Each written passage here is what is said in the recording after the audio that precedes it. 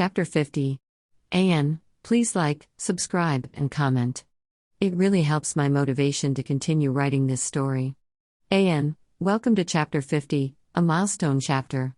I appreciate you all for sticking with the story for as long as you have. As a thank you, here is an extra long chapter. Please enjoy. Chapter 50. The glasses were ringing at him, blaring in a chirping way as Peter held them in hand, staring down at the frames in mild confusion. It was almost jarring to be interrupted while he had been in the middle of an emotional tirade, laying out all of his strife bare at Mr. Beck's feet. And yet, EDITH kept up the practice, giving every sign that it would be unrelenting until whatever the alert was trying to notify him of was addressed. So, Peter did the only logical thing there was to do. He raised the glasses to his face and slid them up the bridge of his nose. EDITH? He asked, his voice still raspy from all of the yelling and tears he had just made himself endure in front of Mr. Beck. "Hello, Peter," EDITH's pleasant voice echoed in his ears. "I have pinpointed Mary Jane Watson's location." A breathy gasp escaped from deep within his lungs in a great, big whoosh. Everything, all of his senses, honed inward to a focal point in his brain as the words rang around in his head, more blaring than the alarm that the glasses had just been emitting. "Where?" he asked immediately. Every muscle in his body was taut, ready to spring like a coil at the word go, as his natural reflex was to leap right into action. Mary Jane, she was alive. It seemed as though every cell within his body was quivering with celebration at the news. There certainly was a bursting temptation that stemmed somewhere in his gut for him to leap up high in the sky and perform an acrobatic trick, just to release some of the building energy and nervous anticipation that was coursing through his veins. But he refrained. It was better that he saved it for the bastards that had dared to touch a single hair on Mary Jane's head. They would pay for what they did to her. And regret the day that they first heard the name Spider-Man. "She is being kept in a warehouse off of the Canale Industrial Nor, EDITH confirmed, her robotic voice somehow coming out as pleased with herself. "She should be. She did a good job, better than a whole team of operatives, apparently." But as she spoke, visuals came up on the screens of his lenses. A bird's-eye view of a recorded scene where a person, Mary Jane, ran staggeredly out of a large warehouse building along the port off the canal outside. She had been escaping? His heart lurched in his chest at the prospect. Pride, felt so deep for her, swelled throughout his entire body that he found himself rooting her on as she sprinted across the large open area, where not even a minute later, two men burst out of the building, chasing after her. His breath hitched. No. No. No. No. No. No. No. Run, Mary Jane. Run. Somehow, she was able to outpace them as she quickly gained momentum. Still, his body was itching to be there to aid her, to fight them off while she got herself to safety. He held his breath as all he could do was helplessly watch Mary Jane's critical flight to freedom as she neared the corner of the building. "No," he cried out as a new man stepped out around the corner, his beefy hands clutching at her shoulders as he threw his cigar onto the pavement. The man was like nothing that Peter had ever seen. He was tall, with a large protruding forehead and a flat head topped with black hair. It was like something out of a Grimm's fairy tale, or rather nightmare. He looked like Frankenstein's monster if he manhandled a struggling Mary Jane back into the building, flagged by the two goons who had been chasing her. Peter's knuckles tightened to the point that they strained the tendons underneath his skin. There was a red sort of hue that clouded his vision as the video playback ended. This particular man, Frankenstein's monster, Peter was going to find. And fuck up so hard that he wouldn't know which direction was up or down anymore. The son of a bitch was going to regret interfering with Mary Jane's escape, let alone daring to lay his hands on her. It took a moment for him to be able to find his voice again, but he forced the words out regardless. "Please set the coordinates in my spider suit, EDITH. I'm on my way," Peter instructed before he tore the glasses off and stuffed them back into the hidden compartment stitched to the pant leg of his black suit. "Where are you going?" Mr. Beck asked, his eyebrows raised high on his forehead as he appraised him. Peter couldn't blame the man for giving him a look like that. The sudden mood shifts must have really given Mr. Beck some serious whiplash. Peter fastened up the zipper on the hidden compartment before he straightened, and spared a second to look at Mr. Beck.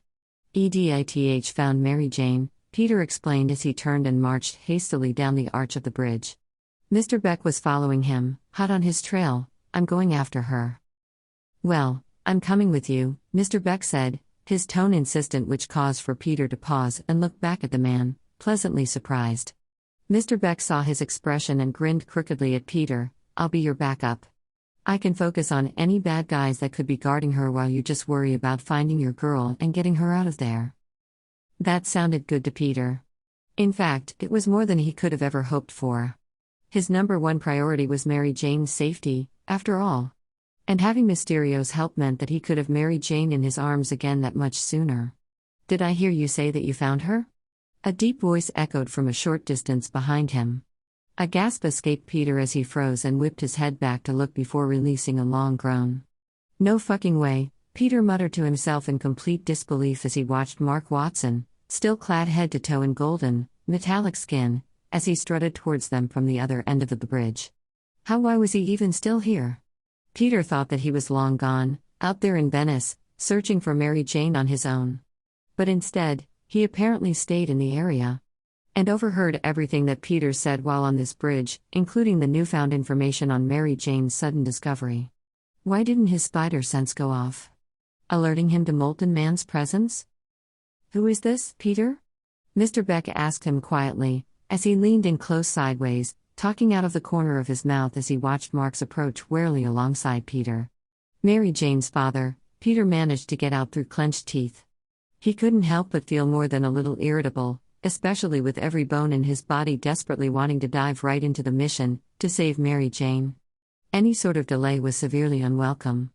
Mr. Beck allowed his eyes to slowly stray over to Peter, away from the impending form of Mr. Watson. You've got a very dramatic life, don't you? Peter didn't even have time to respond, as Mark stood before him now with his arms crossed over his metallic bare chest. Tell me where she is. No. Mark sighed at this, not even attempting to square off with malice or contempt as was their usual custom of choice for sparring. Instead, he ran a tired hand down half of his face. Once the hand fell off at his chin, it hovered in the air near his collarbone, while Mark stared at Peter, studying him with what could only be described as pure exhaustion. Peter could actually relate to Mark in that sense, because before he got the news from EDITH that Mary Jane's location had been found, he had been, not only physically exhausted, but emotionally exhausted. However, now it felt like his entire body was thrumming with energy, as though it had been shocked by an electric volt. I will follow you wherever you go, Mark finally pointed out, his voice slow, careful, like he wanted Peter to understand every word with mindful consideration. And for a second, Peter froze. It was almost in the exact same manner that Uncle Ben used to speak to him with, whenever he wanted Peter to slow down and think things through first rather than acting rashly. His eyes couldn't help but survey the man before him, for the first time, seeing the semblance of a father's actions coming forth from him. Mark had waited for Peter to say something, but when he neglected to do so, he decided to further his point with an urging softness that was unbecoming to his usual standard of character, normally so brash and biting in his need to get the last word in to get his way. And if you try to shake me off your tail by taking a roundabout way, you'll only be wasting precious time. Finding Mary Jane is what's most important. There was a desire to stay stubbornly defiant as Peter stared up into Mark's eyes, but that began to wane as tears started to well in Mark Watson's gaze, the man once again breaking down right before his sight. Please. I just want to see my little girl safe again. It was in that exact moment where Peter noticed. Mark's eyes, they were identical to Mary Jane's. Same as Annabelle Watson's. So green and wide. He could almost pretend that she was standing there, right in front of him, begging him with tears swimming in her gaze. It made his knees weak. But this wasn't Mary Jane, this was her father. While the real Mary Jane was stuck in a warehouse across the city off of the Canale Industriale Nord. There was a real chance that Peter could see the real deal soon enough, and wouldn't have to settle for the alternative while pretending it was her eyes all along. He didn't have to fall into the trap of how similar they looked just because he missed seeing them. But Peter wasn't without pity. Because for the first time since meeting Mr. Watson, Peter's heart couldn't help going out to him. He recognized that if there was one thing that they had in common, besides being superpowered beings, it was that they both cared deeply for Mary Jane Watson. Peter couldn't even imagine what he would do if someone else knew the information of her whereabouts and yet refused to tell him. He probably would have lost it 1,000,000 times over by now. And he couldn't help but admire Mr. Watson's current restraint, So different from the molten man that he knew from over 5 years ago. And beyond that, perhaps it was time for him to put a bit more trust in his spider sense when it came to Mark Watson. Not once since he's encountered him again in New York over a week ago had his tingle been triggered by Mark Watson's presence, at least not in any serious intent. Peter sighed, his shoulders drooping forward as he wondered if he would live to regret his next decision. "If I tell you, do you promise to follow my direction on this?" "Yes," was Mark's immediate response as he broke eye contact by looking down at his feet. There was a distinct note of defeat within his posture and voice, as he finally submitted to Peter's will on this. At least for now. This made it so Peter actually believed him on his word. But he wanted to lay down the law. As he still didn't outright trust him completely. He didn't think that he ever could, at least not when it concerned Mary Jane. And I'm not going to just outright tell you where she is. Mark's head shot up as he made to argue, but Peter continued before he could. "I'll let you come with me, but you're not knowing the exact location until we're already there. You follow me?" Mark took a moment to weigh this option in his head before his shoulders slumped. "Fine. Good." Because it was the best option that he was going to get. Peter's second offer was that Mr. Watson stays behind and Peter will simply alert him to let him know that the mission had been successful. "Also, you'll be working with Mysterio here on taking down any of the bad guys," Peter said as he briefed the two of them, though it felt really odd giving Mr. Beck orders, as the man was so much more capable than Peter. Follow his lead. Mr. Watson frowned as he studied him. "What will you be doing?" By the almost accusatory look in Molten Man's eye, Peter could practically hear the ghost of Mr. Watson's words from earlier in the night, telling Peter in front of all of the SHIELD agents that he was slacking on the job. "I'll be finding Mary Jane and extracting her from the situation." Peter paused before feeling that he should explain further. "If they start shooting, we don't want her to get shot by any stray bullets. So, we'll need to get her somewhere off-site and safe as soon as possible." Seeming appeased by this answer, Mark nodded at him. And Peter couldn't help but think that he perhaps gained a few points of respect from it. "Anything else?" Mr. Beck inquired. "Yeah," Peter said, "we'll need to make a quick stop at the hotel so I can grab something." "What is it that you need?" Mr. Beck asked. Peter couldn't help but appreciate his support. "My spider suit," Peter said as he looked down at the black suit that he currently wore. "I want to wear something that she'll recognize, so that she won't think I'm just another bad guy. Last thing we need to do is scare her so bad that she'll scream and alert everyone." Not to mention that he had also sent the coordinates of Mary Jane's whereabouts to his classic spider suit. Fair enough. After a quick stop and wardrobe change at the hotel, Peter led the way to the place of Mary Jane's captivity while following the coordinates EDITH sent to his red and blue spider suit. It felt nice to be back in his normal suit. The black one that SHIELD provided had been rather itchy. And really, nothing could compare to the quality of Stark technology, though he tried not to think too deeply on it. Now was not the time to get choked up over ghosts of the past. He must remain focused. It wasn't long before all three of them had made it to the industrial canal. Scoping the place, it was clear that it was a place where a lot of shipments worldwide were delivered. But there was one particular warehouse that didn't carry any sort of company logo on the outside of the building, which was suspicious enough on its own, but his coordinates were also pointing to it being the exact place that they had been searching for. Something akin to excitement brewed in his chest. He was so close to Mary Jane that he could feel it. But beyond that, his body was gearing up and getting ready for the fight, hoping that he would get the chance to square off against Frankenstein's monster as he vowed to. All three ended up on the roof of the building next door as they scoped out the situation.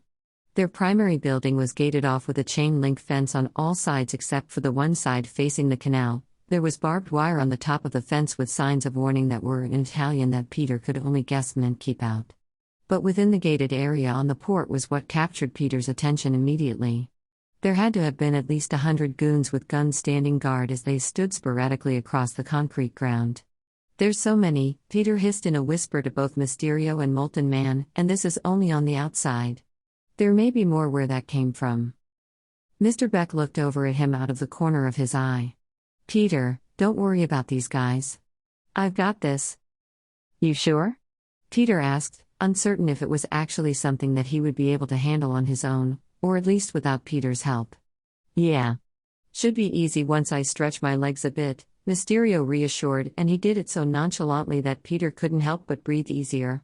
The confident vibrato that Mr. Beck managed to carry was very assuring to his nerves, and Peter believed his word. He could handle this.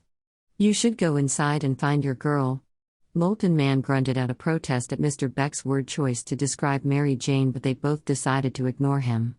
"While I fight these guys off." Peter released a shaky breath before he nodded in Mr. Beck's direction. This was it. This was why he had come to Italy in the first place. He was finally going to be able to enact some justice as well as fulfill his promise to Annabelle Watson.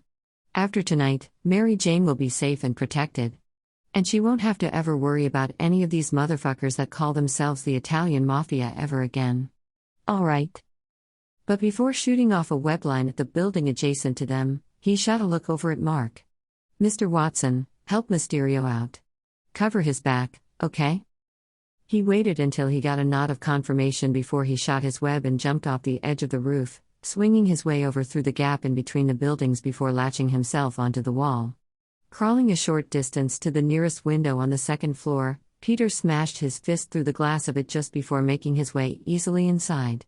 The room that he had entered was dark and empty, but it still looked to be in use functionally, judging based off of the tables with packaging left over abandoned at the workstations with packing tape and labels. Behind him, there was the start of bursting green light as well as sounds of men crying out with rapid gunfire. Mysterio has begun his attack. Curiosity got the better of him as he approached one of the boxes on the table, walking over the broken glass from the window, and tore off the top flap with ease. "You've got to be kidding me. These sons of bitches," Peter muttered as he saw what could only be bagged up cocaine inside, because what else would the white powder be when the bags that were packaged were unlabeled? Add that to the ever-growing list of illegal activity that's been no doubt occurring here. Green light illuminated through the broken window in flickers, followed by the war cries of men shooting their guns at the intruders outside. That's how Peter left the room as he tore open the door and walked out into the hall. "Hey!" A voice a short distance away cried out immediately at him as soon as he stepped out of the room. Peter grinned darkly underneath his mask as he turned to face the two young thugs. They had looked to already be frantically on their way to checking out what the hell was going on outside, based off of the frazzled expressions the two wore. Too bad they wouldn't ever get the chance to join the fray. As he turned, they froze and gasped. "It's the Spider-Man." The first man burst out in a thick Italian accent, and he was actually smart enough to take a staggered step back. The other guy, however, wasn't as acute as his friend as he gaped at Peter in awe. "Tombstone must have been right then if he's come for the gear," he said, only he had an American accent. But he cut himself off as his eyes widened, as if realizing that he said too much. "Tombstone? Who the hell was that?" The American shook his head abruptly before he grinned wide at Peter, opening his arms wide as though in welcome. Peter didn't have time for this. He started to trek toward them at a stomping pace. "Hello, Spider-Man, my name is Max Dill." Peter punched him square in the face at the same moment he kicked his Italian friend in the jaw. Both let out high-pitched noises at the pain that Peter had just inflicted as they fell in on themselves. He reared his fist back for another hit just as the American man held both his hands up, vacating them from his bloody nose, as he tried to appease Peter in a desperate plea for him to cease his attack. "Spider-Man, wait. Why, you don't understand. I'm from New York and I'm actually a huge fan of yours." Ramming his fist into the side of his head, Peter forced the man's body to fall to the ground in a heap before Peter inflicted the same treatment onto his Italian friend, whom was immediately knocked out cold from the strike. Turning, he saw the American sprawled out on the floor, not yet comatose, as he looked up at Peter with pleading eyes. Peter wanted so desperately to spit on him. He was the worst sort of scum, being involved in all of this while pretending to support all that Peter stood for. "You're no fan of mine." "Not after what you did," Peter seethed, then kicked him just hard enough to have him join his colleague into the world of unconsciousness, all the while hating the fact that he had to actively hold back. His strength could be lethal if he ever chose to exert the full extent of it onto criminals. The only times that he had ever fully let loose on his strength was with Thanos and the Green Goblin. Shuddering, Peter shook her head fiercely, hating that those maniacs' names suddenly entered his mind. He had to remain focused. But then Peter sighed out in agitation. He should have asked one of these gangsters where Mary Jane was being held before he knocked them out. It was just so easy for him to fall into the rage that he currently felt that he's forgotten to think rationally. Continuing on, it was when he was about halfway down the hall when the idea struck him. Tapping the side of his mask to make a new command, he said in a bold voice, "Turn on the heat signature detection protocol." He grinned wide in victory when he saw the colorful thermal radar that came over the screens of his eye lenses. With this, he would be able to save so much more time. As he passed by each room, he would be able to see if it was occupied by any bodies based off of the heat signature that they emitted. He would be able to tell if a room was empty without even having to enter it to check. The only downside that he could see was that he wouldn't know if the heat signature belonged to Mary Jane or if it belonged to more gangsters. He would just have to check out everyone that he came across, but it wasn't as though Peter could really see that as a burden. He wanted his own taste of vengeance on Mary Jane's behalf. He still had to find Frankenstein's monster, after all. All too soon, he encountered a staircase and made the choice to go down it. It was unlikely that they would be keeping Mary Jane on the second level anyway. She was probably tucked away in a windowless room on the first floor or in the basement, if the building even had one. It was as he was musing this, stepping off of the last step of the stairway, when heavy footsteps casually clomped against the concrete floor from down the hall on his left. Turning his head, a large vindictive grin grew steadily on Peter's lips as the one and only Frankenstein's monster tromped his way toward him with the most severe scowl on his face. He was even more ugly than the recording that EDITH managed to snag. It was almost gruesome how his forehead protruded outward like he was the last walking Neanderthal. Well. If it isn't Frankenstein's monster himself, Peter taunted as he turned fully to face the man, his fingers curling into tight fists at his sides. "It's Hammerhead, actually," the man said, his voice rumbling with deepness before he grinded his teeth together. "Wow. That's so much worse, actually," Peter mused, and he wasn't even lying to get a rise out of him. Automatically, without him even asking it to, his suit did a scan of the man before it highlighted the area of his bulbous forehead. Vibranium, detected. Well, damn. There was vibranium that was wrapped around his skull? Where did these guys keep coming from? At this rate, Spider-Man will have a rogues gallery as extensive as Batman's. Only in real life, and Peter was no billionaire. "You know, all my life I've been told how rare a metal vibranium is," Peter mused as he eyed the man that stood a distance before him, waiting to see what sort of move he'll make. The man's eyes widened significantly when Peter mentioned the precious metal. "Yeah, that's right, buddy," Peter knew exactly what was going on up in that inflated head. "But then I find out that not only is Wakanda full of the stuff, but you managed to find some and surgically implanted it into your head? How did you even come up with?" The question was cut off as Hammerhead suddenly dipped his head forward and rushed at him like he was a freaking hippopotamus. Peter dodged out of the way just in the nick of time and Hammerhead spurted past him, his head lodging itself a large hole that he made into the concrete wall. Debris and dust blasted outward into the surrounding space like an explosion. Holy shit. Hammerhead was stepping out of the gaping breach like he hadn't just rammed his skull through a wall of cinder blocks. Brushing the bit of dust off of the shoulders of his crisp suit, Hammerhead turned slowly to face Peter once again, only this time with a bit of a smirk tickling at the corners of his lips, before he charged at him again. Peter's spider sense went off as he dodged the attack again, watching while he flipped in the air as the same result occurred with the wall opposite of the first crater the mobster made. "Wow, I know that I'm wearing red, but I didn't expect you to charge at me like a bull," Peter commented, his voice dry as he referred to his iconic red and blue spider suit. Hammerhead charged again. Olay. Peter evaded the advance with another tingle of warning at the base of his skull. At the same time, as he twisted in the air, Peter kicked him powerfully in the gut as the man passed him by. A distinct sound of bones cracking echoed in the hall as Hammerhead halted in his tracks and fell backward in a heap on the ground with a gasp of pain. "Oh. Didn't think to get vibranium around the ribs too, huh? That sounded like it. Hurt." Peter's tone was malicious. He was glad that he got to inflict this much pain onto the man, all while mocking him to make his humiliation complete. "Fuck. You," Hammerhead just barely managed to rasp out in a wheezing breath. Sweat was drenched on his prominent forehead now, profusely dripping down the sides of his face and onto the floor. Peter emitted a dark chuckle. "See, people always say that to me, and I'm flattered, but I really don't swing that way. Although I have to ask, am I really that desirable? Please tell me and don't hold anything back, I want to hear it all." A hacking cough erupted from Hammerhead then, and Peter watched gleefully as it caused for the pain that originated in his broken ribs to heighten.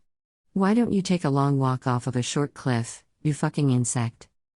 Wise guy, huh?" Peter snickered maliciously as he reached down and bunched his fists around the fabric of the man's suit jacket. "Then again, if you were actually wise, you would know that spiders aren't actually insects." He emphasized his final word by lifting Hammerhead by the hold that he had on him as he pushed the mobster roughly against the wall.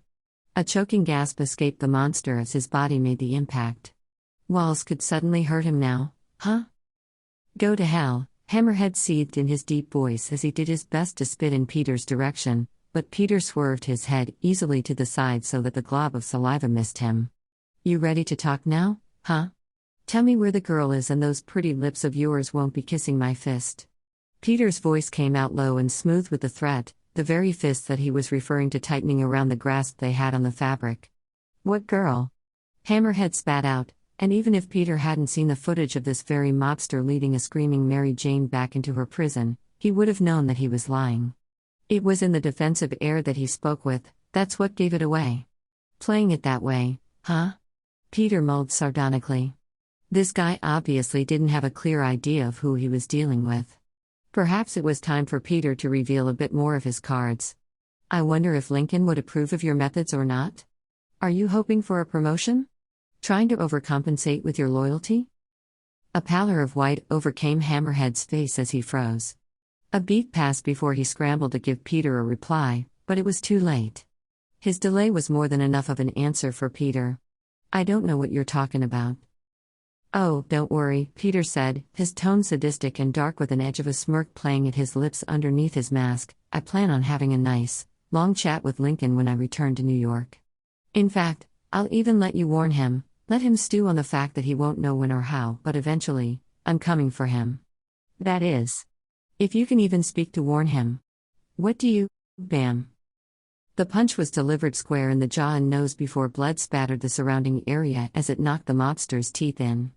Hammerhead cried out as Peter finally released his hold on the man, watching as he slid down the wall and onto the floor, resembling more of a crumpled heap now than a rampaging bull. "I warned you that if you didn't tell me where she was, that this would happen," Peter said coolly, his tone easily portraying his indifference, giving him the same treatment that Mary Jane had gotten when this man had interrupted her escape. Then with one more kick under the chin, the man finally went unconscious. Victory and vengeance tasted so sweet on his tongue. He could only hope that this would reassure Mary Jane that no one would dare touch her ever again, not with the threat of Spider-Man looming over anyone who was stupid enough to try. Still, victory came at a bit of a cost. Mary Jane's exact location in the building hadn't been revealed to him. But in the end, it was only a minor setback. If Frankenstein's monster wouldn't tell him where Mary Jane was, then Peter would rely on his suit's thermo heat signature detector. And he did just that as he explored the halls. He only ran into a couple more thugs, but they were easily dealt with, not at all engineered or genetically altered like the other wackos he's had to fight in the past. And Peter was glad for it. He didn't want to waste any more time. His senses could somehow detect that Mary Jane was near. He could feel it within the marrow of his bones. It only took several minutes more as he traversed the darker and more secluded parts of the first floor, when he finally came across a door with a chain and lock wrapped around the handle. His lenses detected a heat signature on the other side. There could only be one thing in the room beyond. It was something important enough that the mobsters felt the need to lock it up, when they didn't even give the same treatment to the illegal substances stocked upstairs, which had been out in the open for any prying eyes to see. His heart thudded in his ears as he dared himself to hope. Ramming his fist against the padlock on the door, it burst off like a rocket as it ricocheted off of the cement floor. Not wasting another moment, Peter wrenched the heavy metal open, breaking it off of its hinges in the process. But Peter hardly noticed. Because his attention was immediately captivated within the room by its single occupant.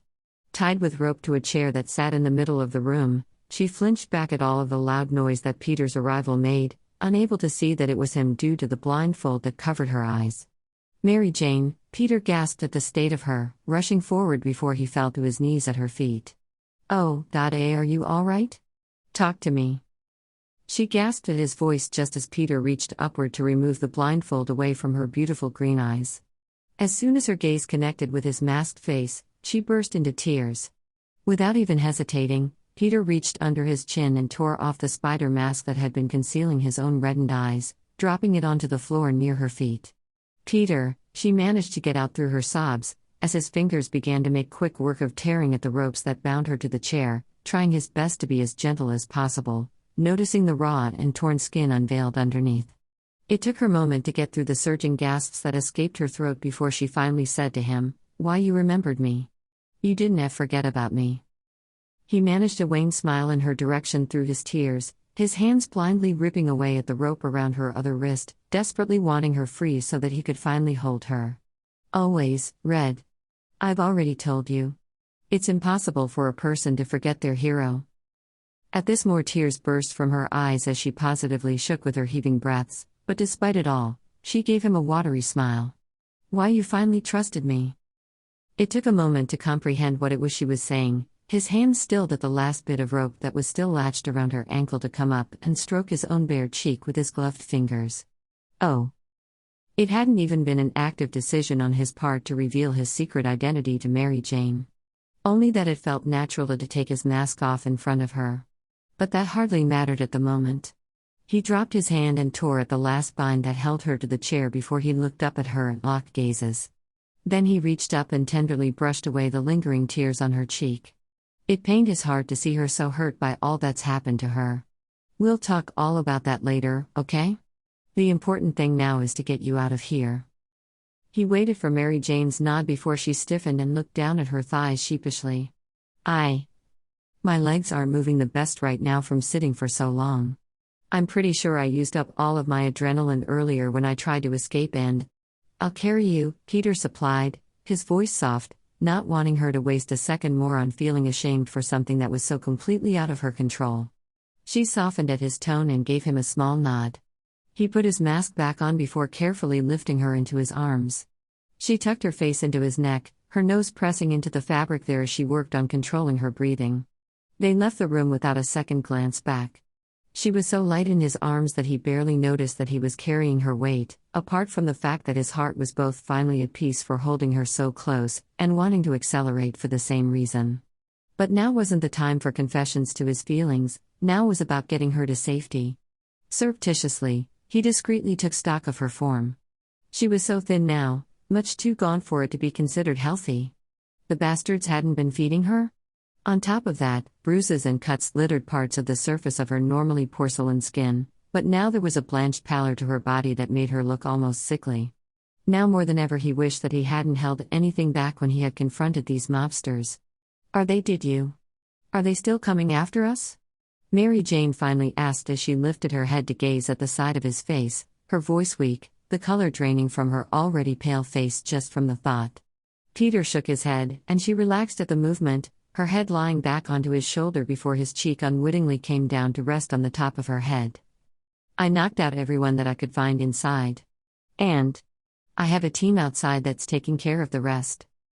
He bit the inside of his cheek, wondering if now was the time for him to reveal more to her or if he should try and find a way to ease her into it a bit. How would she react to knowing that her father is here right now? Would she be scared to know the truth of it? Overwhelmed? She's already been through so much that Peter was hesitant to put her through anything else that could be considered remotely stressful to her emotions. It was bad enough that he had so carelessly revealed his secret identity to her. He should have done it once things had slowed down, where she had finally gotten the chance to just breathe and relax. He could only imagine how confused she was right now, trying to connect the dots on where Peter Parker ended and Spider-Man began. Was she angry with him? For essentially lying to her for so long? Would he even get the chance to explain everything to her later on? Or would she write him off as the deceitful coward that he was? Pounding footsteps resounded from down the hall and Peter tensed as he prepared to gently place Mary Jane down on the floor in order to properly attack. But around the corner, Mark Watson, still in his molten man form, turned and skidded to a halt at the sight of them. "Mary Jane," he gasped, his entire face marred with worry as he jogged down the long corridor towards them. "Dad?" Mary Jane gasped out in a stutter, confused as she lifted her head off of Peter's shoulder in order Peter verified to herself that it was actually him. She snuck a look over at Peter, questions swimming in her eyes, and he cursed himself. He should have told her about Mr. Watson when he had the chance, at least to give her a bit of warning before she was bombarded with his presence. But it was too late now. Already he was regretting letting Mr. Watson tag along on the mission. "Are you all right, sweetheart?" Mark asked, pausing his approach when he got close, his gaze desperately taking stock of her in Peter's arms, looking for any outward signs of gruesome injury. I'm not sure," Mary Jane responded, looking between the two of them warily, as if expecting them to resort to blows at this very moment, as though they would disregard her well-being just because they couldn't see past their differences, even for her sake. No, in Peter's mind, nothing's changed. The most important thing still was getting Mary Jane out of this building. Everything else could be sorted out later. But it seemed that he was the only one to think so. "You can let go of her now, punk," Mark said, his voice authoritative as he nodded his head in Mary Jane's direction. "You did your job as the hero." There was an automatic shift to Mary Jane's countenance right then as she stiffened in his arms. She reached out a fist to clutch tightly at the fabric spider emblem on his chest. Peter swallowed. If he was reading the signs of her body language, and was deducing correctly, this idea proposed by her father was one that greatly distressed her, something that Peter has been trying to actively avoid. "Why aren't you outside with Mysterio?" Peter asked instead, as he shifted his weight uncomfortably. His thumb drew light circles from where he was supporting Mary Jane's back, trying to tell her without words that everything would be all right. "Everyone's been taken care of. But don't try and distract me," Mark bit out as he pointed an accusing finger at Peter's nose. "I told you that I don't want you anywhere near my daughter. Say goodbye, Mary Jane." He took several steps forward and made to reach for Mary Jane. "And no," Mary Jane cried, her hand detaching itself from fisting the fabric of his suit in favor of wrapping both her arms around his torso as she clung to Peter. Mark paused as he witnessed this behavior from his daughter, closed his eyes and took a deep breath in through his nose. "Mary Jane," Mark sighed as he slowly opened his eyes, speaking in a manner that said that he still saw her as a little child. "Listen. No, you listen." Mary Jane pressed, her voice strong. "Spider-Man is the only person through my entire life that's made me feel safe." Mark flinched back as though he had been slapped. "I don't think that I can," she broke off, panting as she clutched tighter to Peter. "P-Spider, I can't breathe." "You're having a panic attack." Peter looked on at her with worried eyes as she continued to hyperventilate. He was trying to keep his voice calm for her sake, but it was difficult when his natural instinct was to delve into hysteria on her behalf. Focus on getting a deep breath. It bothered him severely that there was nothing more that he could do to help her except coach her through it. It made him feel useless only being able to stand there and watch her as she fell apart at the seams.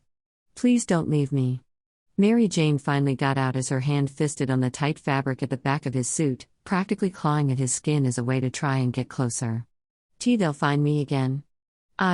Peter clutched her to him as tight as he dared. "I'm not going to leave. I promise." This calmed her down significantly as she nodded her head and slumped against him, all of the previous strength that she displayed evaporating from her body like mist under the hot sun. His hand subconsciously stroked her back, wordlessly trying to give her any comfort that he could provide. "Mary Jane." It was a terrible time for Mark to speak up, and Peter sent him a glare over Mary Jane's head, though he wouldn't be able to see it through his mask. He could only hope that his eye lenses followed suit and was letting the man know how he truly felt. "He's no good for you. There will always be people looking to get even with him. Don't you see that?" Not a second was wasted as Mary Jane raised her head off of Peter's shoulder and looked her father square in the eye. "Just because you gave me life, Dad, doesn't mean that you get to control it." A stroke of pride swelled in his chest as he heard the conviction in her voice. Even in a moment where she has every right to be weak, she held her head high, strong. Mark opened his mouth to respond but was interrupted by the arrival of new footsteps from down the hall.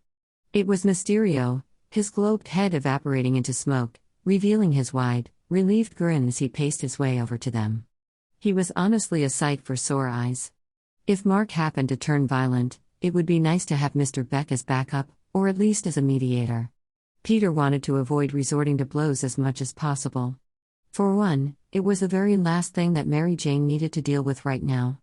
And two, having Mary Jane anywhere in the vicinity of a superpowered fight when she doesn't have the capability to run away, was just asking for disaster to happen. Peter only just got her back.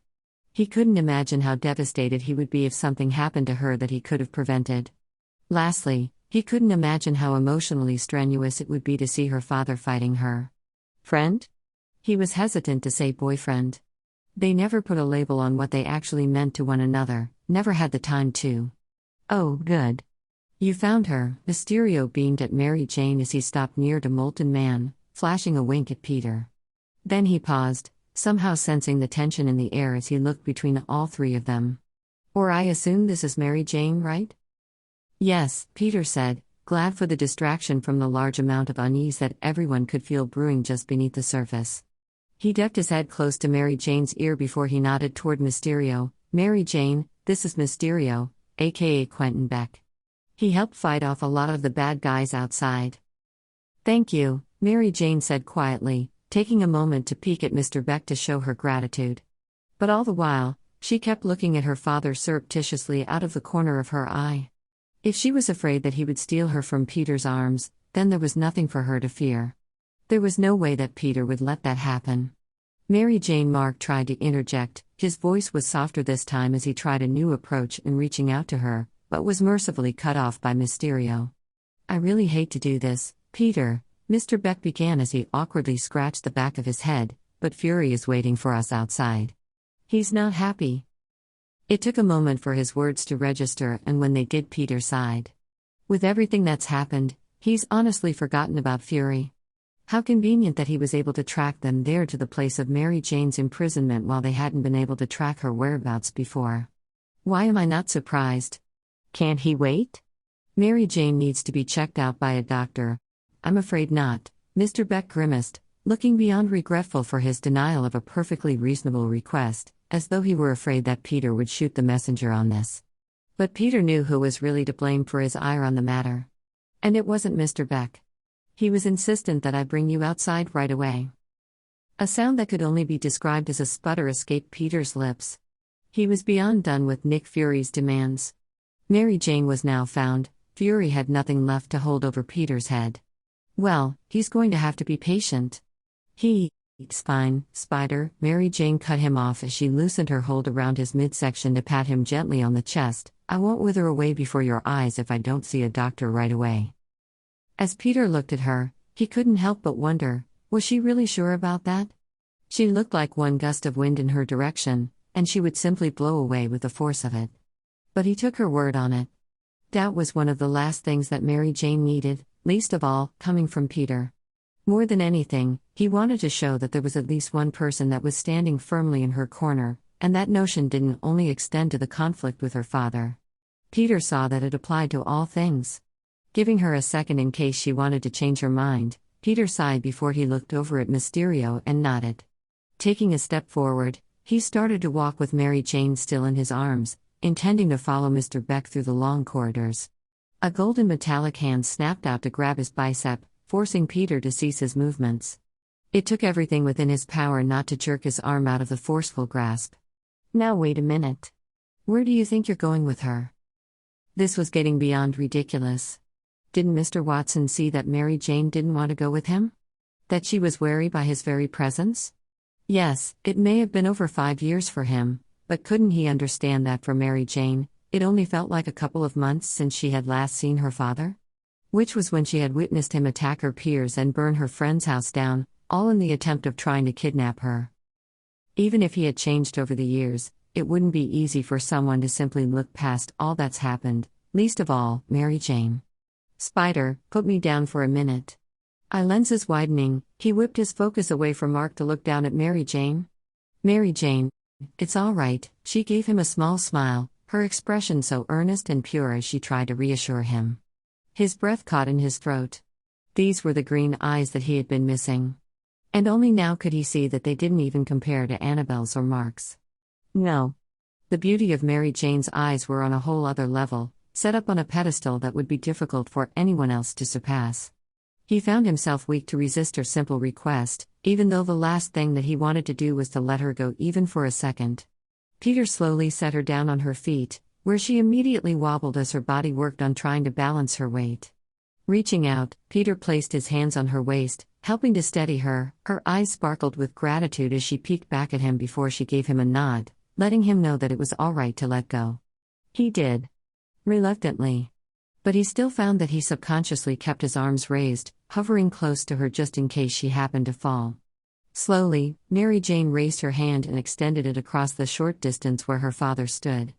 Reaching out, she placed her palm at her father's cheek, her thumb automatically drawing circles on the skin under his eyes, looking on in awe at the feeling of the smooth texture under her touch.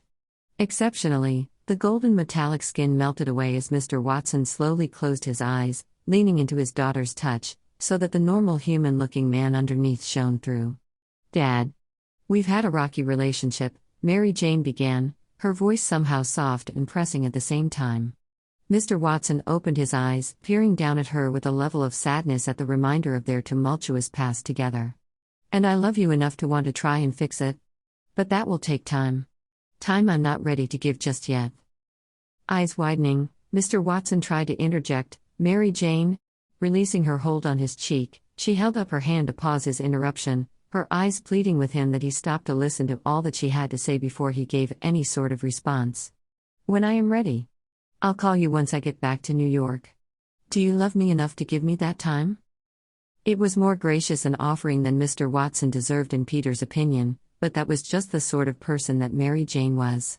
She was loving, caring, forgiving. Even when it came to the father who had mistreated her for years due to an alcohol addiction, a poor excuse, in Peter's mind, but if Mary Jane was willing to look past it, then who was he to stop her? It was a desire of his to be her support system in all things. Even this. Mark was quiet for a long moment, then he sunk into himself and nodded. A smile graced Mary Jane's lips then before she fell into her father's embrace, where he caught her easily, stroking her back gently as tears streamed down his cheeks. "Peter." Mysterio spoke up, his tone displaying all of the regret that he felt for having to interrupt such a private moment. "I'm really sorry, but..." Mary Jane released her father with a sigh as she turned her head to look at Mr. Beck. "I understand," she said softly to Mysterio before she turned her attention back to her father and placed her hand at his cheek again. "I'll see you in New York, all right?" Brokenly, Mark nodded as he closed his eyes, tears leaking out of them and down his cheeks. He inhaled a shaky breath before saying, "I'm really glad that you're all right." "Me too," she responded, her own gaze glistening with unshed tears. "Thanks for coming for me." "Always. Anytime, anywhere." He leaned forward and kissed her forehead, his lips lingering at the skin there, reluctant to let her go. Peter couldn't blame him. If he were in his position, he didn't think that he would have the strength to watch Mary Jane walk away, not after having just found her again. Peter could only count his lucky stars that Mary Jane wanted to be left in his care, because he had a suspicion that this feeling of his wouldn't go away anytime soon. Mark sniffed, "I love you, sweetheart. And I'm so sorry for everything." She merely gave him a wan smile, unable to say anything in return, and Peter thought that he understood. She didn't want to tell him that it was all right, because it wasn't. Not yet. But it could be, if Mr. Watson managed to prove himself over a period of time. Stepping out of her father's embrace, she turned to Peter once again, her soft smile now more genuine as she looked in his direction now. "All right, fighter. Let's go."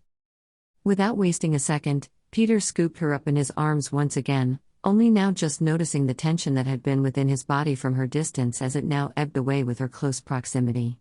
He allowed himself a small moment to bask in how good it felt for his shoulders to relax now that he held her to his chest before he glanced upward and caught Mr. Watson's eye. "Thank you, sir," he said to Mr. Watson, glad that he was honoring Mary Jane's choice in the matter despite his differences with Peter. It showed a level of maturity that Peter had previously thought that Mark had lacked. Waving him off, Mr. Watson could only look on at the sight of his daughter in the arms of his rival with a level of bitterness intermixed with sadness pouring out of his gaze. "It wasn't for you." Peter understood. Mary Jane was the only one that had the power to sway his mind on the matter. Still, he was grateful and showed the man this by giving him a stiff nod before he began to walk away, following after Mysterio as he led the way down the halls, leaving a heartbroken father behind only with a lingering note of hope for the future. For a while, there was only silence as the sound of their footsteps echoed the halls.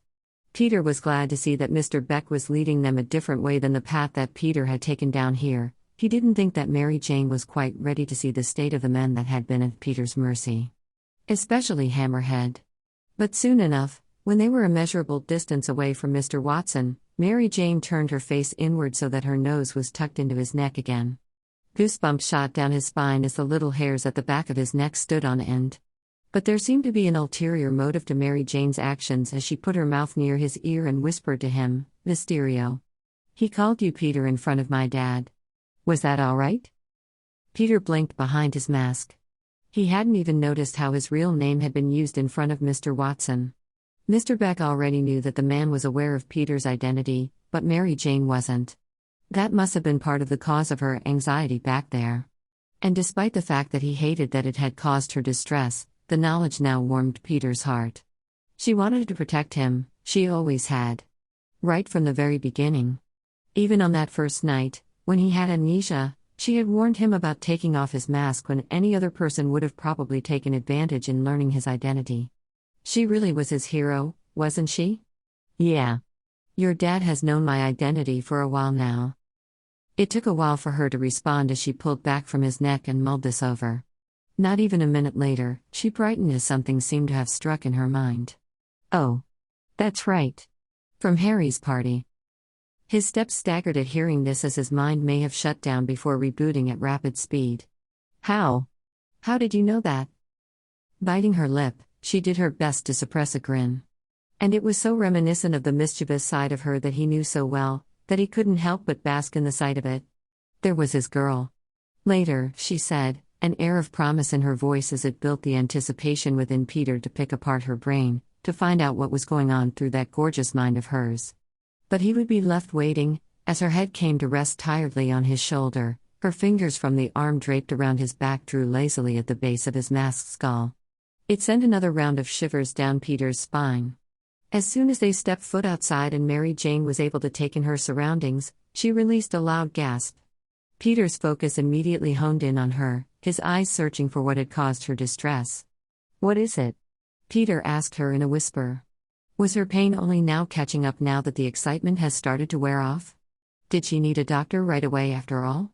Because if that was the case, then fuck Fury and his preconceived notion that he had the right to control the details in every given situation, Peter would take her away to the nearest hospital right then. But Mary Jane wasn't even looking at him. Instead, her eyes were surveying all around her, past the SHIELD agents that were gathered around their white vans, to the 100 or so men that were passed out cold on the ground. She blinked rapidly as she seemed to try and soak in all that she was seeing, until she glanced briefly up in Peter's direction in a distracted manner. "I didn't realize that there were so many men guarding the building," Mary Jane tried to explain, her voice hollow, before she swallowed thickly and focused her attention on him more fully. How had I managed to get as far as I did without getting caught before? When I was trying to escape." Automatically, his mind started coming up with theories. It was nighttime currently.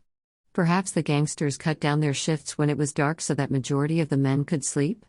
But then that all changed with Mary Jane's escape and they were called to stand guard before Peter arrived with Mysterio and Molten Man? If that was the case, had they been expecting him? Knew that Spider-Man was coming for her? It was difficult to say. All that Peter knew was that Mysterio had really done a number on them. In any other circumstance, it would have been nice to watch him in action, fighting actual people rather than an elemental.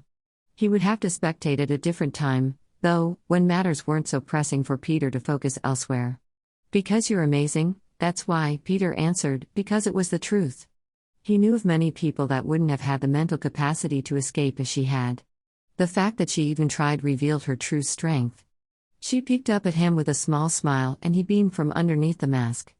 After everything that she's gone through, all he wanted to do was make her feel better, to make her smile again. And he couldn't help but feel that he was being successful on that front.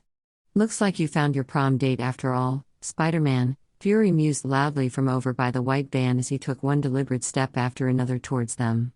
Peter stiffened at the voice, his smile dropping in half a second as he turned to face Fury. "She's all right, thanks for asking," Peter bit out, his tone harsh in its accusatory nature. "No thanks to you." Nick Fury paused in his approach then, his one eye narrowing dangerously at the insinuation in Peter's voice. The look shot in his direction was so precariously sober that it caused for Mary Jane to lower her gaze under the heavy stare. But not Peter, he was too furious with the man in front of him that he refused to be even remotely intimidated. Fury crossed his arms over his chest, and what exactly is that supposed to mean? Taking a half step forward from behind him, Mr. Beck put a cautioning hand on Peter's shoulder. Peter, he warned. But Peter shrugged off the hand and took several steps closer to Fury, with Mary Jane still in his arms.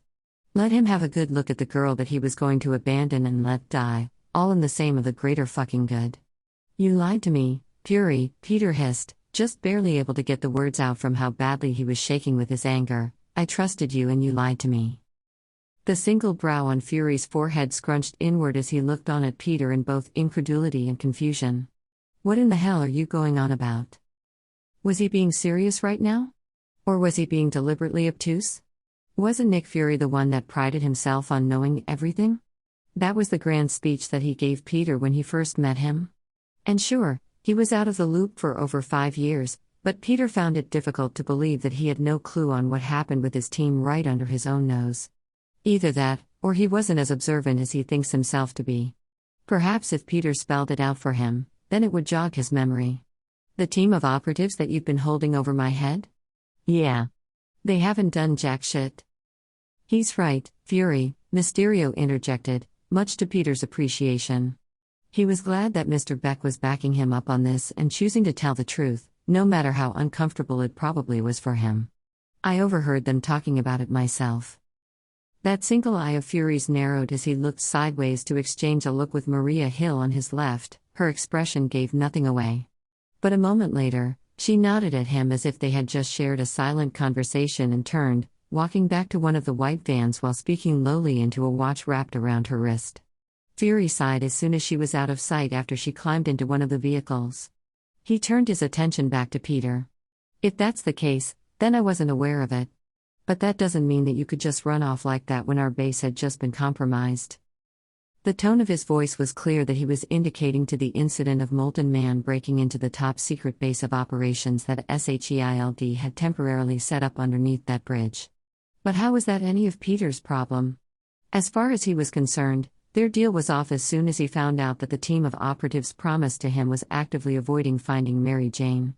Fuck that, Peter yelled, his voice growing with both volume and intensity the longer that they conversed. Nothing could have kept me from going after Mary Jane. Mary Jane flinched in his arms at the biting and loud tone he carried, and Peter winced, forcing himself to calm down for her sake. It wasn't fair to her that she had to be privy to any of this. She should be getting seen by a doctor right about now, but instead, Peter had subjected her to a verbal fighting match and Avengers-related drama.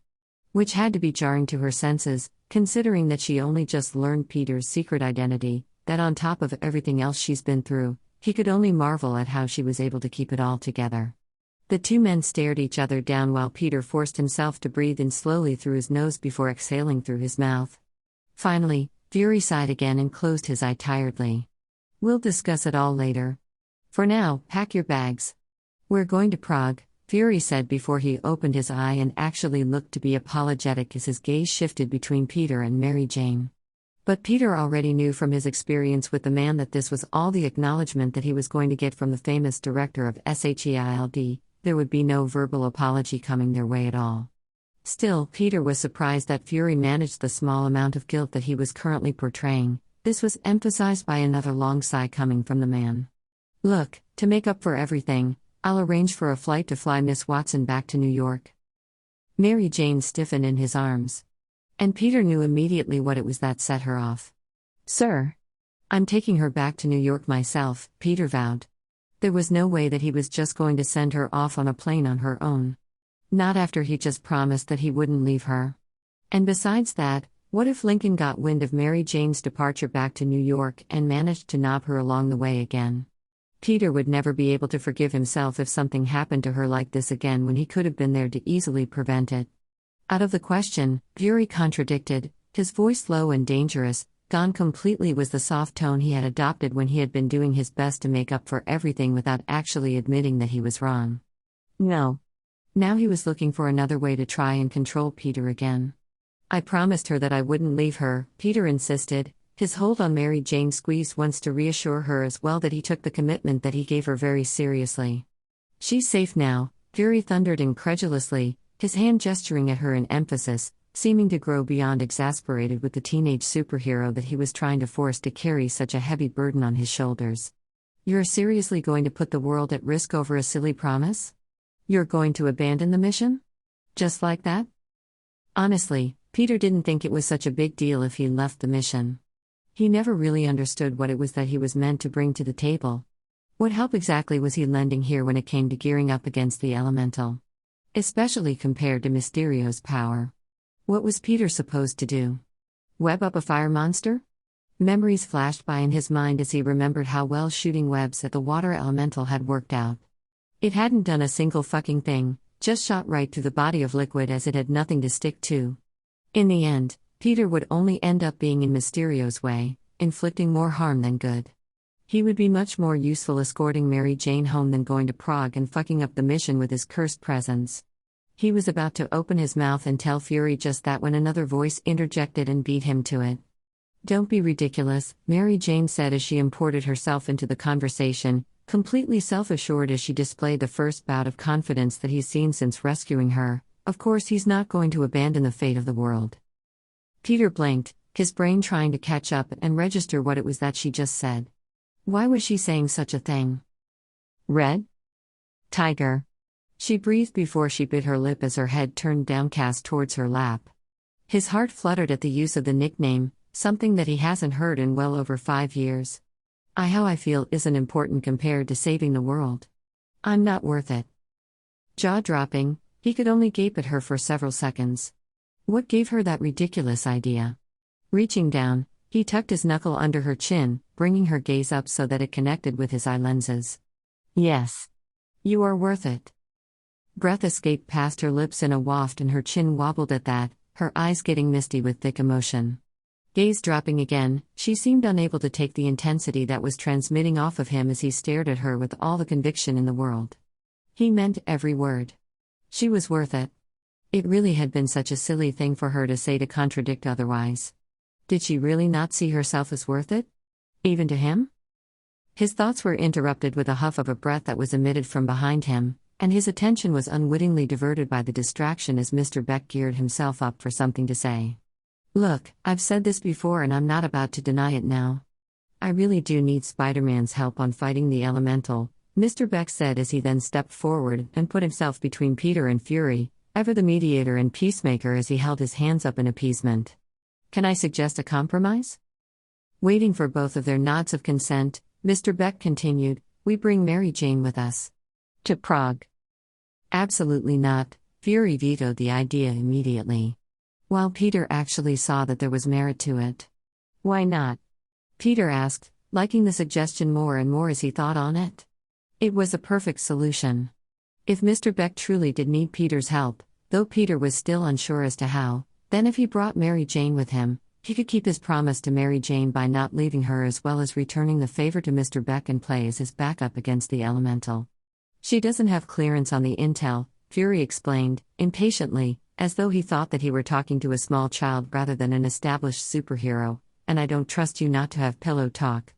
Why is the information so top secret, anyway? Peter quickly asked, cutting off the direction of speaking that Fury was going. He really didn't want the extent of his feelings revealed in front of Mary Jane's second hand through Nick Fury. It was still a conversation that had to be had when they finally got the chance to be alone. The mention of any potential pillow talk on top of the comment about finding his prom date? Peter didn't want Mary Jane to get any ideas before he had the chance to say something to her himself.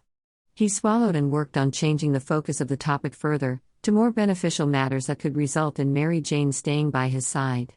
Are you afraid that the elemental will hear about our plan from a teenage girl? He has a point, Fury, Mr. Beck agreed.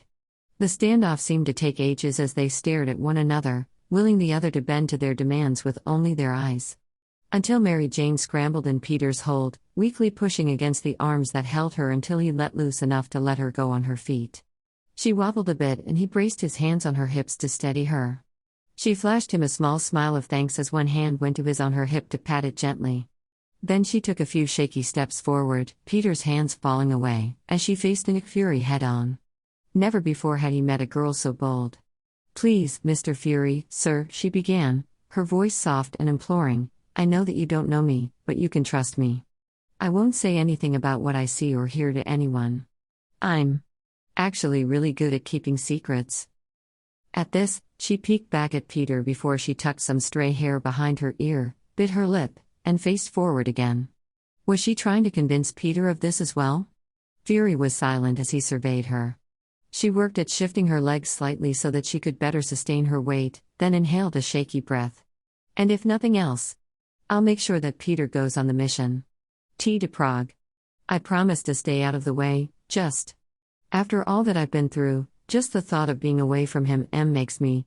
She broke off as her breathing quickened a second before she bent forward slightly at the waist and began to hyperventilate again. Without delay, Peter rushed forward and turned her to face him so that he could crush her in his arms. Her face was now tucked securely against his chest as his hand tangled in her hair.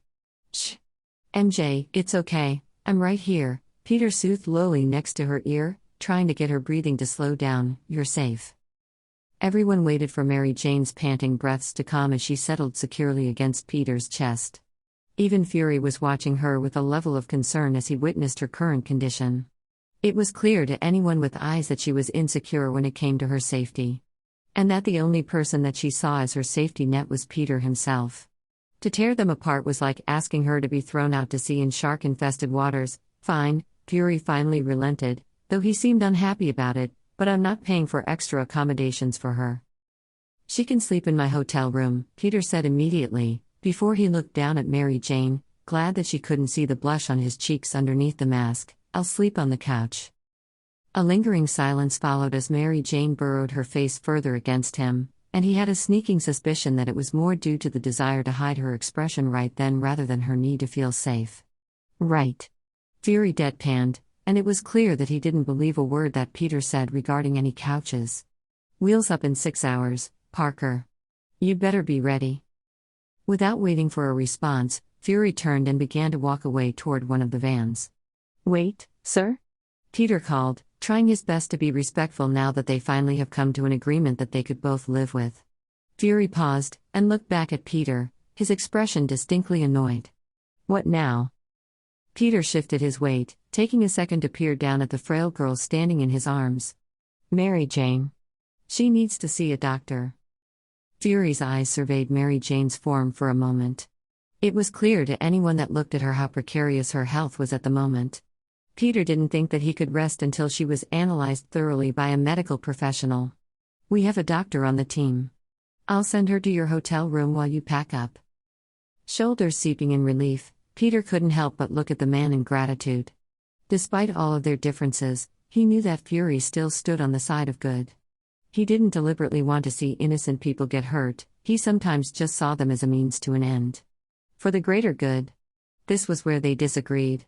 Peter wanted to save the world, yes, but he wanted to try and save anyone that he could along the way.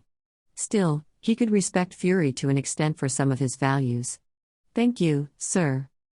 With that, after giving a single nod, Fury left, getting into one of the white vans before the door shut behind him as it drove off. The other vans immediately followed suit. The police are already on their way to do a bit of cleanup on the bad guys, Mysterio spoke up from his side as he clapped Peter on the shoulder. Mary Jane finally lifted her head from his chest to turn and look at the superhero that helped Peter rescue her. I'll see you in 6 hours. Releasing one of the hands he had on Mary Jane's back, Peter extended his hand to the man. Thanks for everything, Mr. Beck. Peter. I think we're past formality now, Mr. Beck replied with a grin as he took Peter's hand in a firm shake. We're friends, right? Call me Quentin. Peter smiled. All right. Quentin. If possible, Quentin's grin widened before he turned his attention downward and caught Mary Jane's gaze. His eyes turned soft and he extended a hand to her as well. It was nice to meet you, Mary Jane. I only wish it was under better circumstances. I look forward to furthering the acquaintance. You too, Mary Jane said, as she accepted his handshake, and thank you for helping to save me. The way that Peter talked about you, how could I not? He replied with a wink in Peter's direction. And with one last wave, Quentin walked off, probably going to enjoy a well-deserved rest after the night that they endured.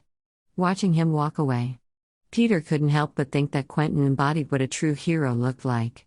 Everything in his stature, the way that he talked and moved, it screamed that he was the ideal superhero package. In fact, there was little fault that Peter could find in him. How could Peter honestly compare to that? Shaking his head and clearing himself of these thoughts, Peter turned his direction down toward Mary Jane. His thumbs ran circles along her back. "You ready to leave this awful place?" Biting her lip, she hesitated and looked down at her feet. Immediately, alarm bells went off in his mind, his eyes surveying her as he tried to figure out what was wrong. Before he could ask, she opened her mouth to speak. "Before we go, I want to find someone." "Oh?" She nodded and reached up to tuck that stray strand of hair that kept getting loose behind her ear again. "Do you know if any of these men are awake?" The request piqued his curiosity. Why did she want to know if any of the mobsters were awake? Did she want Peter to make sure that every single one of them was unconscious before they took the chance to leave?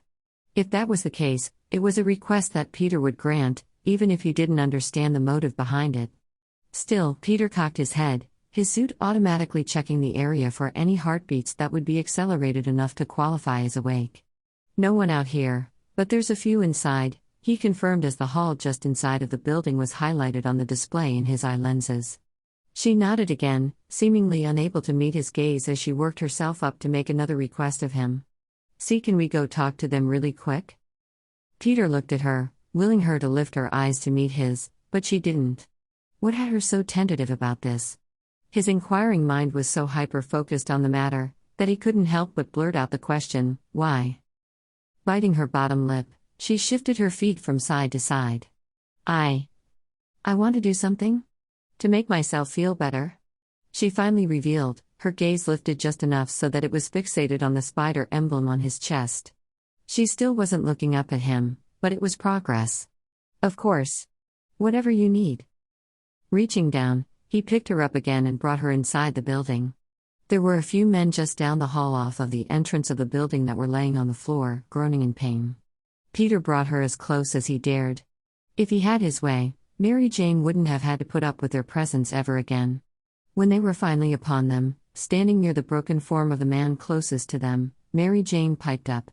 Her voice started out shaky but slowly grew with momentum. "Are any one of you Vinny?" Mary Jane asked. There was a cough before the man near their feet pointed a ways away, to another man that laid propped up against the wall several feet away from where they stood. Mary Jane's entire demeanor hardened, surprising Peter, before she nodded her head towards the man that had been pointed out, indicating wordlessly to him that she wanted to be brought closer. Peter obeyed her request, beyond confusion at this point, but decided to wait and see how this all played out. If this was something that Mary Jane said would make her feel better, then Peter was at least willing to try and understand. He brought her closer to the man until they stood towering over him. The gangster rolled his head upward, his face swollen and bloodied as he stared at Mary Jane. He opened his mouth to speak, but Mary Jane cut him off before he had the chance. "My only regret is that I'm not physically capable of doing this myself. It would heal a lot of wounds for me if I were able, but if I tried now, I wouldn't do nearly as much damage as I would like," she told him, her voice hard and slow. It was clear that she wanted him to fully comprehend the weight of her words. The man smirked up at her, the blood from his torn lip dripped downward to stain his teeth red. "So instead you come to say goodbye? I didn't realize that I made such an impact on you, Fiore." The alarm bells within Peter heightened, his attention whipped up and over to Mary Jane, hoping that she would explain. But she wasn't looking at him, instead her focus was staring downward, her face a mask of indifference before she finally spoke. "You didn't. This is the last time that I will ever think of you, I promise you that," Mary Jane seethed, then finally looked over to Peter. His gaze was searching hers, even though she couldn't see it of him with his mask on. He thought that he was finally going to hear an explanation from her, but instead she said, "Spider? Can you do me a favor and kick him in the groin for me?" Peter could feel his eyes widening, his eye lenses following suit. What the fuck did this guy do to Mary Jane for her to request such a thing? This was something that she wouldn't just take lightly. This bastard must have done something terrible to her to warrant such a desire from someone as kind-hearted as Mary Jane. Still, despite not knowing the details, he didn't hesitate. Rearing his foot back, he propelled it forward and kicked at the gangster's crotch, hard. The man cried out in agony, falling over onto his side as his face turned purple with sweat dripping down his forehead from how the impact overcame him. His hands came to cover his groin, as though that would somehow help the gruesome ache that he was enduring right now. Peter knew from experience that it didn't help matters at all. One thing that he did know was that this man's plight was probably worse than the standard pain a man felt when getting nudged too harshly in the dick. He did just get hit in the nuts with a super-powered kick. It would take more than a mere moment for him to recover from that. Mary Jane closed her eyes and let out a slow breath before releasing it in a steady exhale. "All right. I feel better now." She opened her eyes and looked at Peter. "I'm ready to go now." He didn't know what to say, so he only nodded, and together they left the place of her captivity, the sirens of the police already on their way onto the shipping yard. Peter waited in his spider suit, maskless, as Mary Jane took a shower while they waited for SHIELD's doctor to arrive at the hotel room. She had been hesitant for a second to leave him, even if it was only just to the other room, but Peter promised her that he would stay right there on the couch while she did her business in the bathroom. He could still sense her anxiety about being separated as she had edged closer to the other room, but she managed to close the bathroom door, putting the barrier between them. Before doing so, Peter supplied her with one of his sweatshirt hoodies and a pair of his sleep shorts as something fresh for her to change into. She had been wearing the same outfit for weeks now, and he couldn't imagine how nice it would feel for her when she was in a pair of soft, clean clothes. It was only 20 minutes later when she finally emerged out of the bathroom. She looked refreshed, if not totally dwarfed in his clothing, as the sweatshirt hung loosely off her body, nearly sliding off of one shoulder. Still, she looked comfortable and more capable of her limbs now than before as she slowly wobbled her way across the suite to sit next to him on the luxurious couch. He smiled at her presence, now so close. It was still so surreal to him, that after all this time searching for her, that she was sitting here with him. He nearly pinched himself, thinking that this could all only be a dream. "I don't think that I've ever felt this clean before in my life," Mary Jane commented with a satisfied sigh as she ran a hand through her wet hair. Then she looked over at him, her face flushed, and he wasn't sure if it was due from the heat of the shower or if something in that amazing brain of hers triggered the reaction. I'm sorry that I've been acting so clingy, Peter. If you tell me to stop, then I promise I will." He blinked at the sudden insecurity that she was displaying. It was something that he was so unused to when it came to her character, which was usually so confident and lively. It just told him what he already knew, that there was a lot of healing that Mary Jane would have to endure in order to move past this traumatizing experience. But she could be assured that Peter would be with her, by her side, every step of the way. "No, Mary Jane. I guess you don't understand," Peter rushed to explain as he turned fully to face her on the couch, hoping that his eyes actually displayed how earnest he felt. "But after all that's happened to you, I'm hesitant to let you out of my sight." Pausing, Mary Jane blinked at him once, twice, effectively showing her surprise at his words. And here he thought that all this time he had been completely transparent when it came to how he felt regarding her. But apparently he wasn't as open a book as he originally thought. "Oh. Yeah. Well. Then that's good," she said, her voice rising with positivity while her cheeks burned with heat. "Means we're on the same page." "Right," Peter agreed enthusiastically, latching onto what she said with almost too much eagerness. So yeah."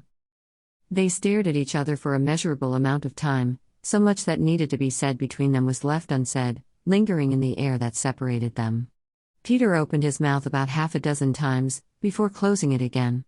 Despite the many explanations he had to give, as well as the numerous questions for her that he had of his own, he was still unsure of what to say to even begin. Everything that he thought of saying seemed too heavy to start with. But there also seemed to be no way of simply easing their way into any subject matter that needed to be discussed. There was nothing simple about any of the conversations that they needed to have. Mary Jane seemed to be in the same predicament as him, visibly weighing words in that beautiful brain of hers. Still, none of it stopped him from basking in the enjoyment that he had of finally getting the opportunity to look into her stunning eyes for an extended period of time, uninterrupted. At last. A knock then sounded on the door, jolting the both of them out of their trance, and Peter jumped up to his feet from the couch, running to answer it. "Just a second."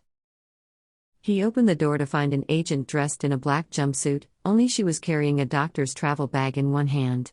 She had caramel-colored hair and a kind-looking face with a gentle smile, so different from all of the other SHIELD agents that Peter has met so far, who were almost severe in their intensity. "Hello, I'm here to see to the patient?" "She's in here," Peter said, extending the door wider to allow her access into the room, relieved that the doctor was finally here to check on Mary Jane. Once she was given a clear bill of health, he would be able to breathe easier. But until then, there was an ever-present bout of worry that was plaguing his senses, especially the one sense that kept a constant close eye on every movement Mary Jane made, searching for any signs of rapid deterioration of health. Leading her across the room and straight to the couch, his hand indicated where Mary Jane still sat. "This is Mary Jane?"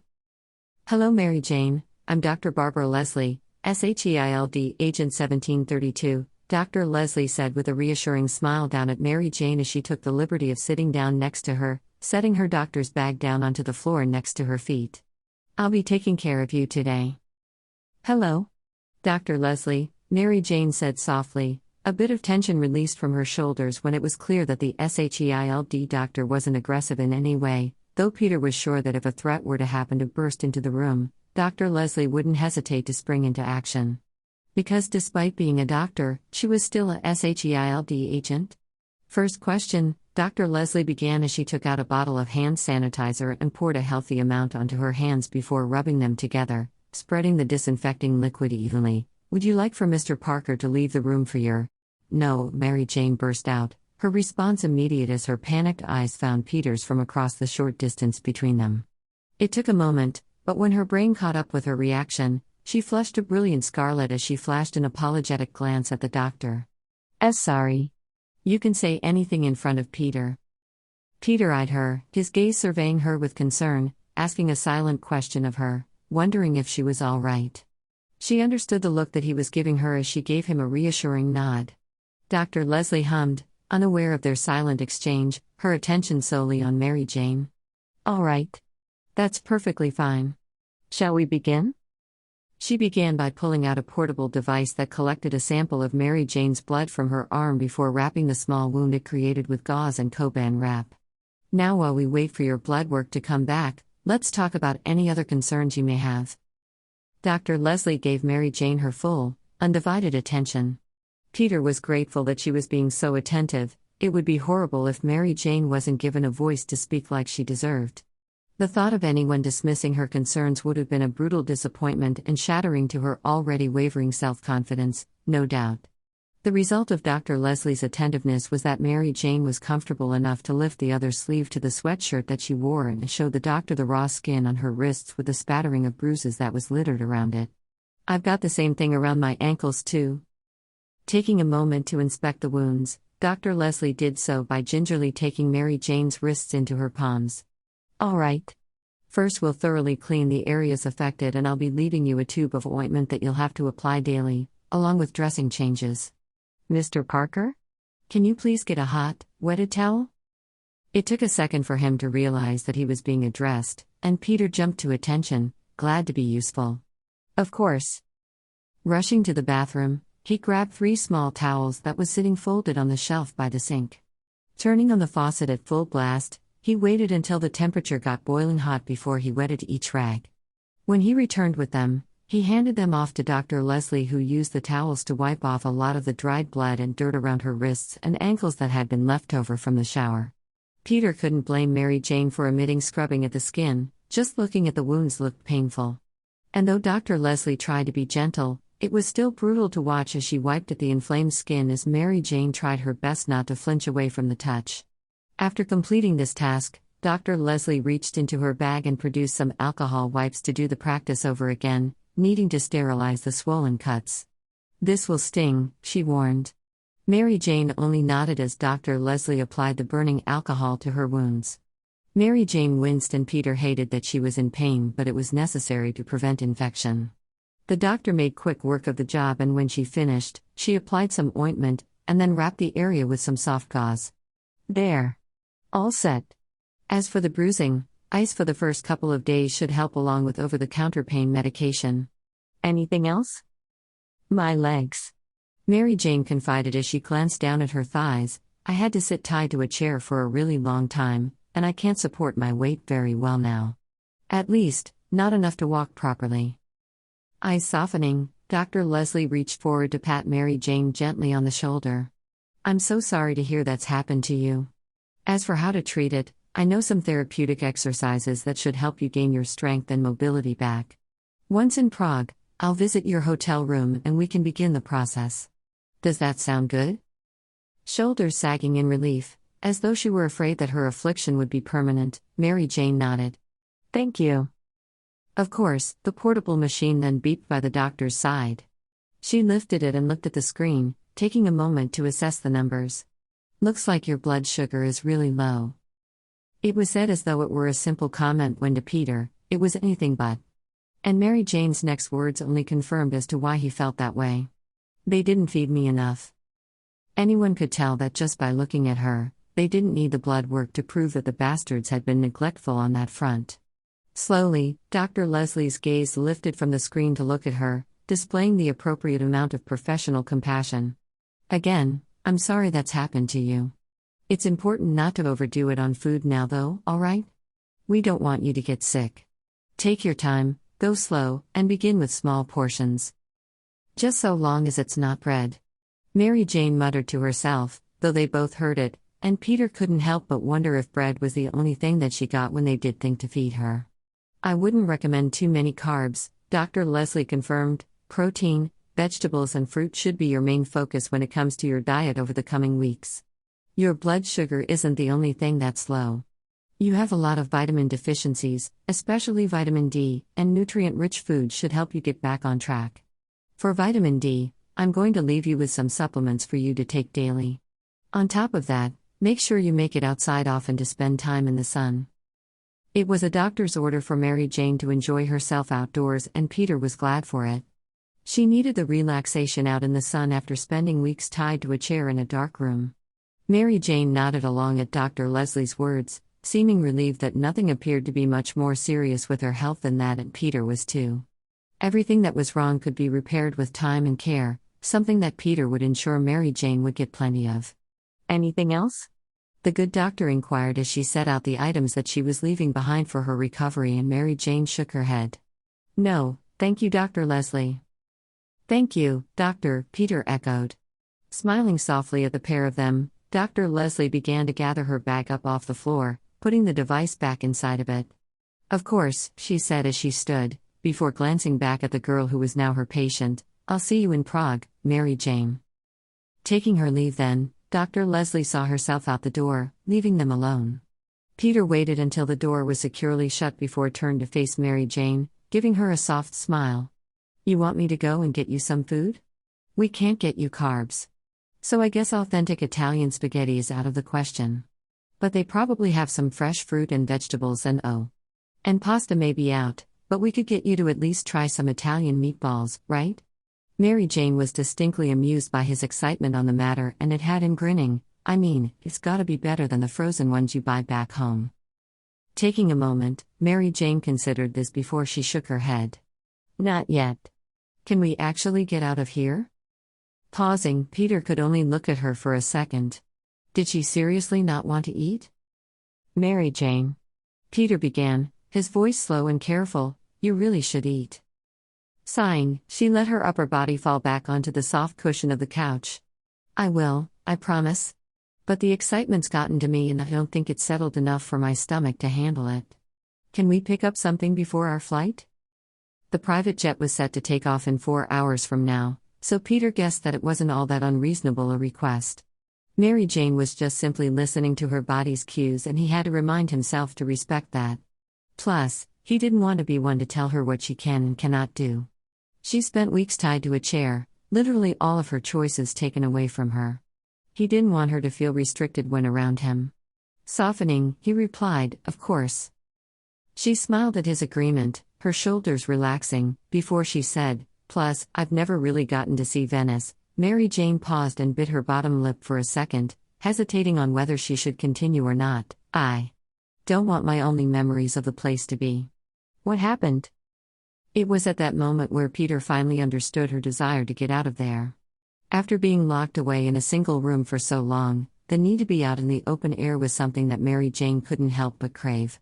And on top of that, she didn't want to be plagued by the crushing memories of her time in Venice thus far, not without making a few good memories before she left. Otherwise, there would always be that underlying fear preventing her from ever returning to the famous Italian city. It is a beautiful city, Peter commented just before ideas started zipping across his brain without any conscious decision on his part. The only question was if he was courageous enough to go through with it. Then, bolstering his confidence and squaring his shoulders, he said, Actually, I think I have a place that I want to show you." "Yeah?" Mary Jane asked as her entire body perked up, glad that he was going along with her scheme of escape out to the city, while her eyes sparkled up at him.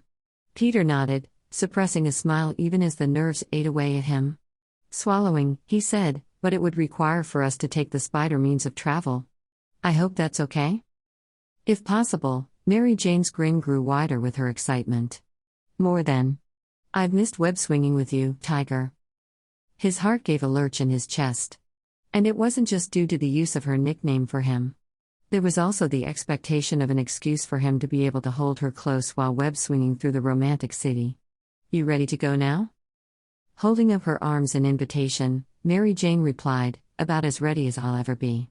It was an easy decision in the end, for him to take the scenic route, making sure to pass by a lot of the city's landmarks, at least the ones that weren't destroyed by the water elemental.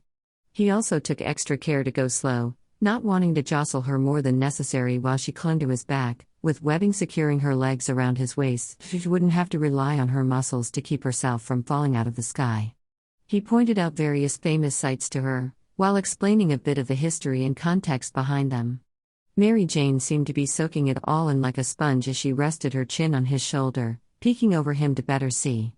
About an hour passed before they made it a building off of the Grand Canal, Basilica di Santa Maria della Salute, a beautiful Roman Catholic church just on the water's edge. It was lit up beautifully in a golden hue that reflected sparkles off of the canal. Landing on the side of the dome-shaped roof, Peter crawled his way up the curved edge all the way past the bell tower to the very top, standing near the tip of the structure. Then, he took a second to pull off the spider mask that concealed his face before tucking it into a hidden compartment in his suit. Tearing at the webbing that held her feet secure around his waist, Peter then reached behind him to help extract Mary Jane from his back. "What are you doing?" she asked, her voice panicked as she clutched her arms tighter around his torso. "It's okay, I've got you," Peter reassured gently as he lifted her with ease, knowing that there was no way he would ever let her fall. "I just wanted you to see the view." Pulling her in front of him, Peter placed her so that her back was flush with his chest as his hands settled on her hips for extra security in her balance. Looking up from making sure that her feet were firmly planted on the rooftop that they stood upon, Mary Jane let out a gasp at all of the sparkling city lights reflecting on the waterfront. "Wow!" she breathed. "Yeah," Peter agreed, his mouth close to her ear.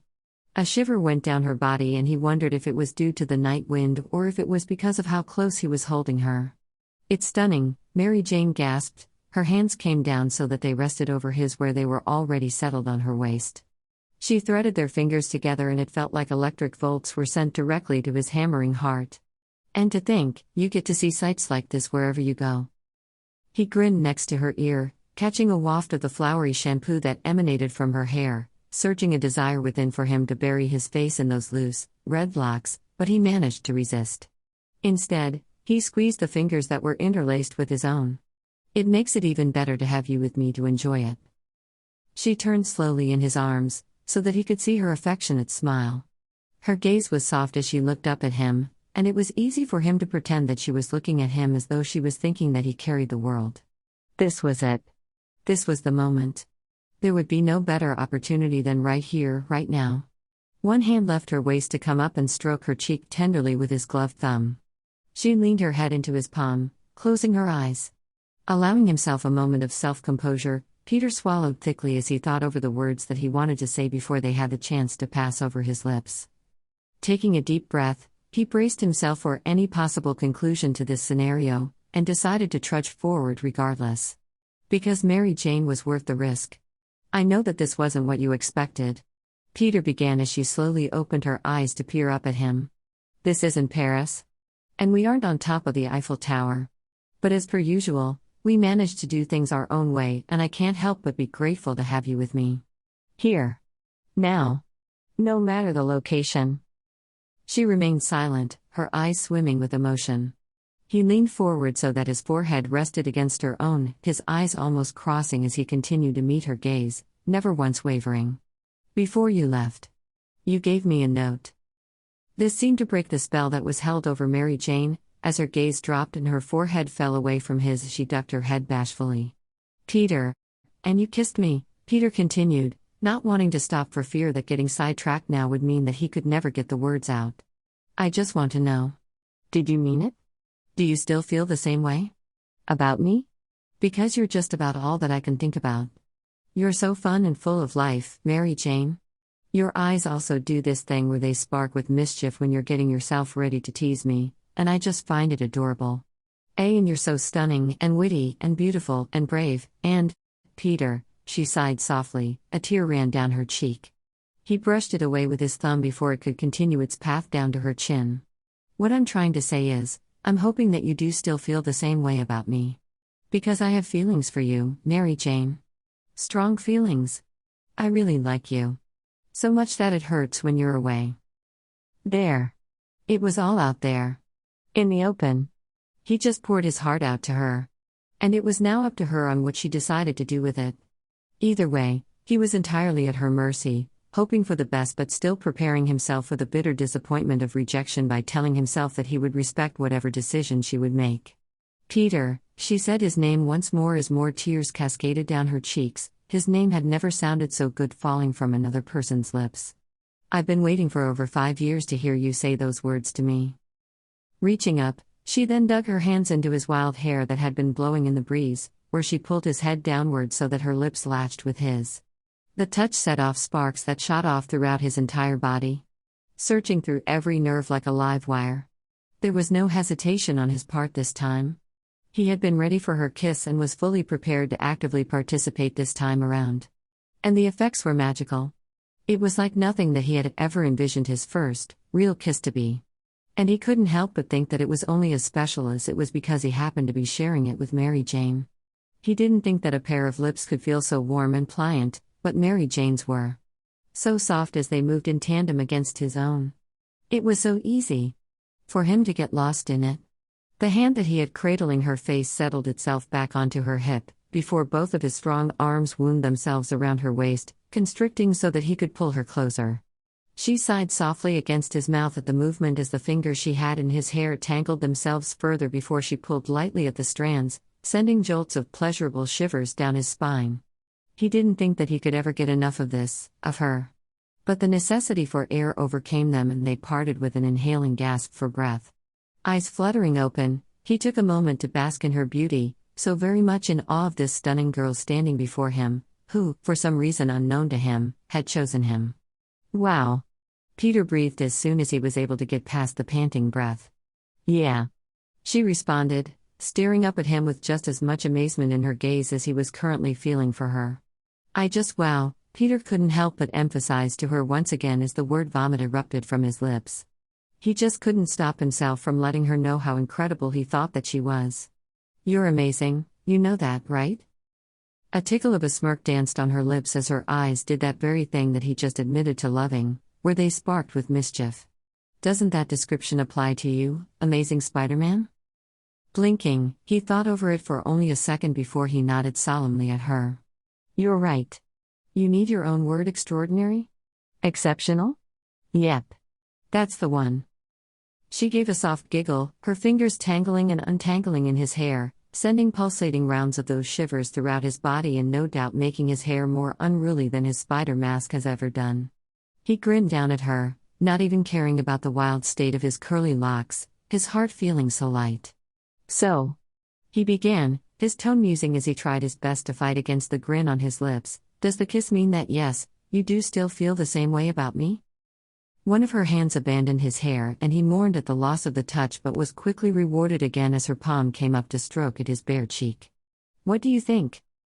If possible, he beamed further, losing the battle at suppressing his smile. And he couldn't help but follow up the question with another pressing thought that was also on the forefront of his mind. And, does this mean that you're my girlfriend? Her voice got huskier as the movement of her hand on his face became slower, and she repeated, what do you think? She dragged him into another kiss and Peter came willingly, unable to remove the smile from his lips even as they glided across her own. And he allowed himself to be lulled by it for a bit of time before he pulled away.